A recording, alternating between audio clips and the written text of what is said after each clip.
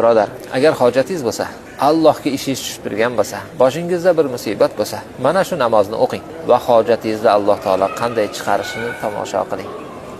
Shu namozni agar qodir bo'lsangiz bir kunda bir o'qing. Umringizda bir marta bo'lsa ham o'qing. Shu namozni o'qilish tartibini tushuntirganlar Rasululloh. 4 rakatli nafl namoz o'qishni niyat qildim deb subhanakallohummani aytadi, sura Fatihani o'qiydi. Zam sura qilgandan keyin rukuga ketish kerak edi. Rukuga ketmasdan 15 marta Subhanallohi valhamdulillahi va la ilaha illallohu vallohu akbarni aytadi. 15 marta. Keyin ruku qiladi. Ruku qilgan paytda Subhanallohi valhamdulillahi va la ilaha illallohu vallohu akbarni 10 marta aytadi. Rukudan tikka turadi. Samiallohu liman hamidah. Shunda Robbana lakal hamd aytadi-ku. Shuni o'rniga Subhanallohi valhamdulillahi va la ilaha illallohu vallohu akbarni 10 marta aytadi. Keyin sajdaga boradi.